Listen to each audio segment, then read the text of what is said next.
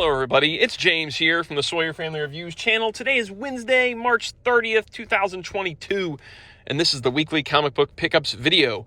Every week I buy comic books. I get them for myself, I get them for my kids.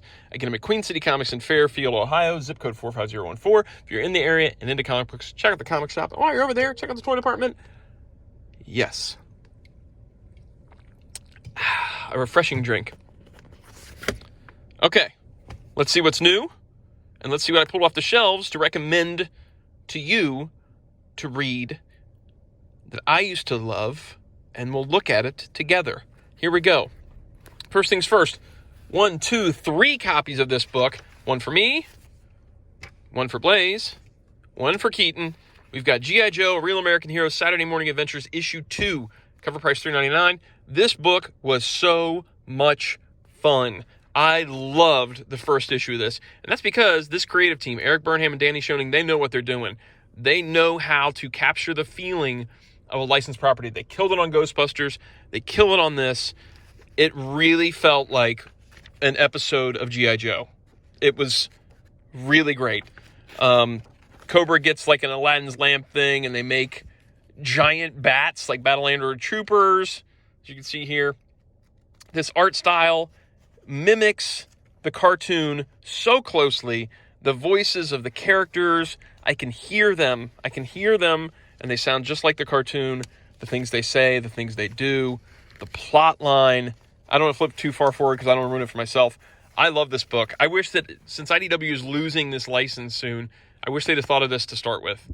I wish this wasn't just a mini-series and that the IDW wasn't losing the license just for this book. Love this book. Love it. Okay, so then we've got, for Gracie, I grabbed the Sonic the Hedgehog 2 one-shot official movie prequel. She loved the first movie and is excited about the second movie. This is $6.99, so it's kind of pricey, but it's beefy. So we got a bunch of stories here. I'm not going to read all these creatives. Looks like we got maybe 5 stories that are in this book. So this will be a good read for her because it's got a lot going on. And it has Knuckles, it has Dr. Robotnik.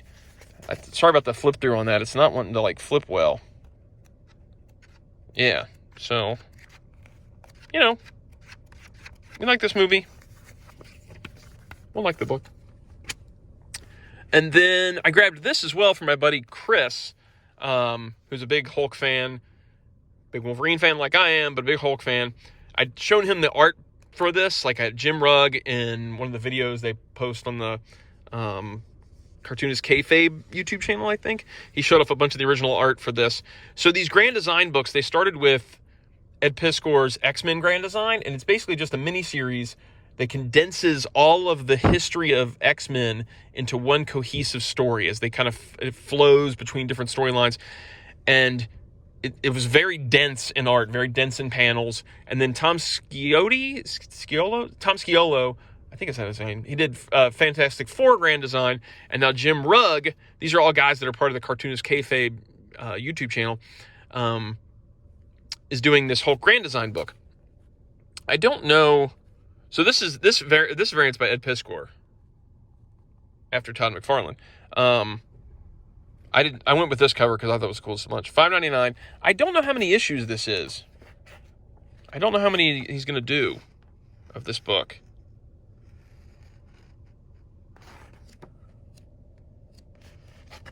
So, yeah. So he's trying to ape some styles here.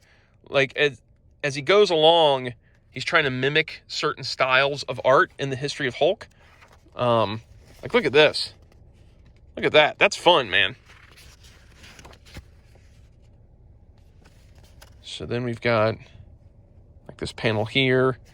Yeah, it's got some cool stuff. I don't know what Hulk Grand Design, Jim Rugg, Hulk Grand Design Madness.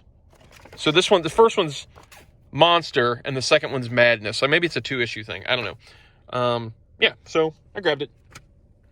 And then, okay, this is something big. Look at this. So the Hero Initiative,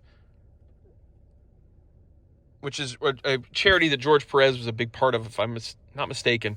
They came together with Marvel and DC to reprint the JLA Avengers miniseries from years back, which Marvel and DC do not work together anymore on doing these trade paperbacks.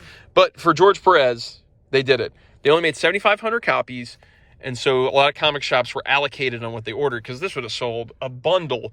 But the best they could come up with Marvel and DC working together, and to get the print run going as fast as possible, because George, he has cancer, and who knows how much more. Hopefully he's got a ton more time left, but who knows.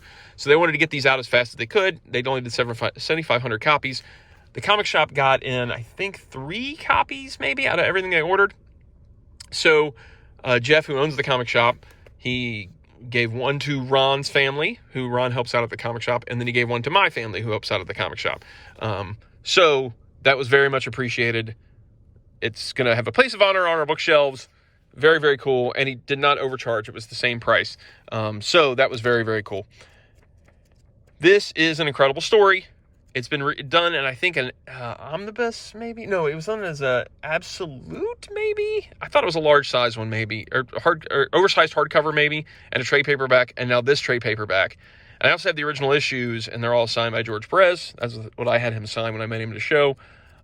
Very fun story. Kurt Busiek killing it on the writing. George Perez killing it on the art. If you can find one of these, find it from a shop where, if they're selling it for overcover price, make sure they're giving the money to charity. That's what I would say. There's a lot of these on eBay. Some of them do give the money to charity, some do not. Do not pay extra for the book unless it's going to charity, in my opinion. That's what everybody should be doing. If you're not hooking people up at cover price, then you should be giving the proceeds to charity, in my opinion. That's just my opinion. So, and then last but not least, we've got something off the shelves. I want to start doing this. I started it last week, where I'm grabbing a book off the shelves to kind of remind myself of why I used to love comics so much. Even though I don't really enjoy a lot of the mainstream comics nowadays, I was heavy into comics throughout the 80s, 90s, and then the early 2000s.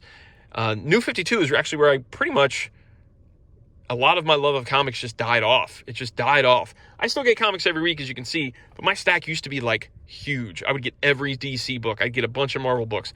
I used to get a ton of comics. And I just think that they've progressively gotten worse over time, in my opinion. It's a struggle sometimes each week for me to find books that are good. So I've been going through, and I'm going to grab a book off the shelves that I really enjoy. I'm going to leave a link down below to try and find it in Amazon if it's available. Sometimes it's not available. Sometimes it comes back. Sometimes it doesn't. I can't always promise that the link's going to be valid, but I will try and link at the bottom every single time. So this time I grabbed the Crisis on Infinite Earths 35th Anniversary Deluxe Edition off the shelves by Marv Wolfman and George Perez. And I really should have done this last week. I did, I think, Cape Crusader Volume 1 last week, but I should have done this because this is the start of my DC, basically.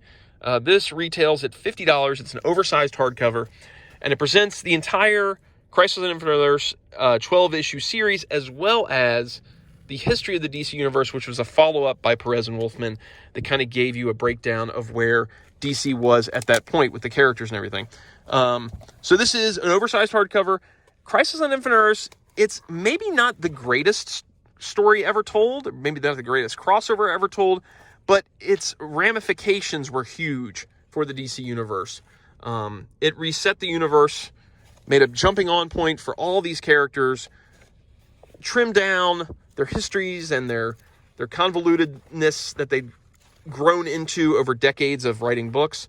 It was a really fresh, different time for DC. Some people hated it, that it was a reset of DC, and some people loved that it was a reset of DC. I'm in the love camp because we got Batman Year One, we got Superman Man of Steel, we got Green Lantern Emerald Dawn, we got all these great jumping on points for all these characters that still stand as great jumping on points for all these characters to this day.